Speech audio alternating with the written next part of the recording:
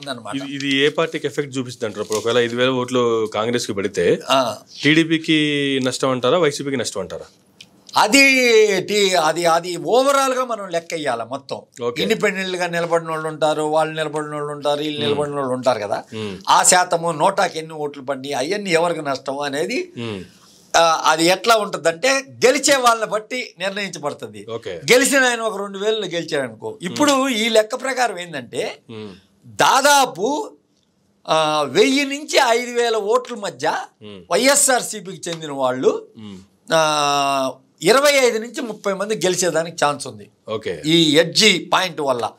మనం ఏం తీసుకున్నామంటే మనం వేసిన లెక్క ప్రకారం, లీస్ట్ లెక్క ప్రకారం దాదాపు 1,50,00,000 ఓట్లు వైసీపీకి పోలవుతాయి. తక్కువ ఓట్లని మనం అనుకుంటాం. ఓవరాల్ గా పోలైంది 3,27,00,000. మొత్తంగా పోలైంది 3,27,00,000. మనం తక్కువ అనుకుంటాం, కానీ ఏంటంటే తక్కువ ఓట్లు ఉన్నా ఎక్కువ సీట్లు వస్తాయి. కొన్నిసార్లు ఏం జరుగుతుందంటే ఇప్పుడు ఓట్ల శాతం తీసేసాయి. ఇప్పుడు ఈస్ట్ వెస్ట్ వైజాగ్ అక్కడంతా ఎక్కడైతే టీడీపీ బలం ఉందో మీరు చెప్పినట్టు ఊరు నుంచి వచ్చారు, అక్కడి నుంచి వచ్చినారు, ఇక్కడి నుంచి వచ్చినారు అనే శాతం అంతా వాళ్ళకి ఎక్కువ పడిపోయింది అనుకో. ఇక్కడ ఎక్కడైతే గెలుపు ఉంటుందో అక్కడ వీళ్ళ ఓట్లు కరెక్ట్ గా ఉంటాయి అన్నమాట. ఇది ఏంటంటే ఇది బేసిక్ గా ఏంటంటే ఇది ఖచ్చితంగా ఈ విధంగానే పోల్ జరుగుతుంది. పోల్ మేనేజ్మెంట్ అయితే ఏమి, వైఎస్ఆర్సీపీ పోల్ మేనేజ్మెంట్ అయితే ఏమి, అదే విధంగా వాలంటీర్లు అయితే ఏమి చాలా కృషి ఎక్కువ చేశారు. జగన్ యొక్క సోషల్ ఇంజనీరింగ్ అనేది ఇక్కడ పనిచేసిందని చెప్పవచ్చు. జగన్ కూడా చెప్పాడు కదా. ఏం చెప్పాడు జగన్ గారు?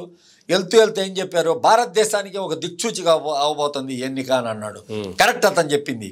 భారతదేశానికే ఇది ఒక దిక్సూచి లాంటిదే.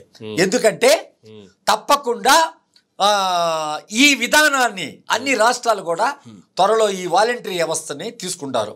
వాలంటీర్లు 50 ఇళ్లకి ఒకరు, ఇది మెయింటైన్ చేయడం చాలా ఈజీ. 50 ఇంటికి ఒకరు, గ్రామానికి ఒకరు ఉన్నారనుకో. అంతకుముందు మనకి గ్రామానికి ఎట్టోళ్ళని వాళ్ళని ఇళ్ళని ఉండేవాళ్ళు.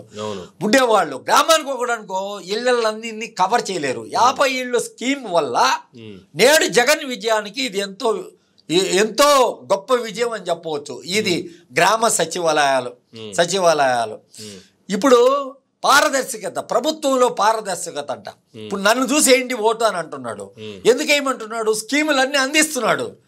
ఎమ్మెల్యేలకు పాత్ర లేకుండా అదే విధంగా అక్కడక్కడ ఎమ్మెల్యేలు మార్చేదానికి, ఎక్కడో ఉన్నోళ్ళు ఎక్కడో వేసేదానికి ఈ మేనేజ్మెంట్ అంతా ఇందిరాగాంధీ అప్పుడులోనే ఇందిరా కాంగ్రెస్ అని పెట్టినప్పుడు ఎవరెవరినో ఎక్కడెక్కడో తీసుకోపోయి నిలబెట్టేది.